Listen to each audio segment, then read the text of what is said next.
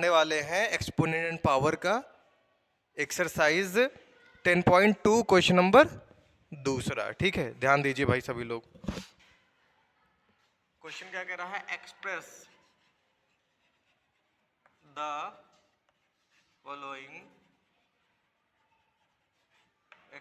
Following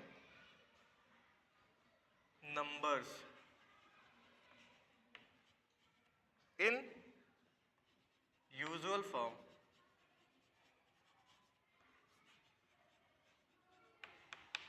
ठीक है, जितने भी क्वेश्चंस दिए गए हैं वो सब स्टैंडर्ड फॉर्म में दिए गए हैं। हमें किस में कन्वर्ट करना है? यूजुअल फॉर्म में। ठीक है ना, हमें किस में कन्वर्ट करना है? यूजुअल फॉर्म में। ठीक है, पहला क्वेश्चन 3.02 इंटू 10 की पावर -6। ठीक है, कि एक एक्सपोनेंट तो नेगेटिव में है, दूसरा पॉजिटिव में है, तो दोनों टाइप के आपको समझा देता हूं।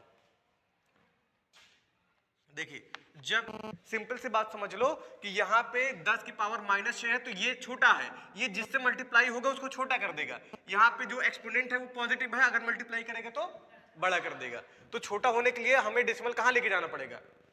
Left side. लेकिन डेसिमल के बाद एक डिजिट है तो इसमें से एक काट देंगे, मतलब 5 बार लेके जाएंगे, है ना। डेसिमल कितनी बार लेके जाएंगे?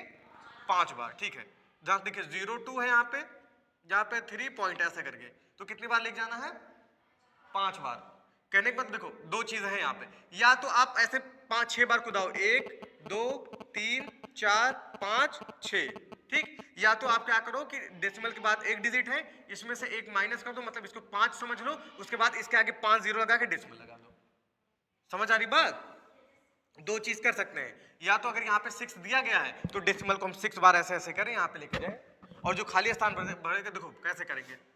जब हम देखेंगे यहाँ पे 6 है तो कैसे करेंगे? 3.02 6 बार लेके जाना ना हमको लेफ्ट साइड में, तो 1 बार 2 बार 3 बार 4 बार 5 बार 6 बार। ठीक है ना, अब ये सब चीजें मिटा दूं, सॉरी मिटाना नहीं था, 6 बार, 1 2 3 4 5 6। अब जहां भी गड्ढा दिख रहा है आपको वहां क्या कर देना है? 0 भर देना। अब देखो 5 ही 0 तो आया है, 5 ही 0 तो आया है ना। या तो दूसरा तरीका क्या है? दूसरा तरीका और आसान है। दूसरा तरीका ये है कि डेसिमल के बाद एक डिजिट है तो इसमें से एक माइनस कर दो, आ गया 5, तो हमें लेफ्ट साइड में 5 जीरो लगा देना है।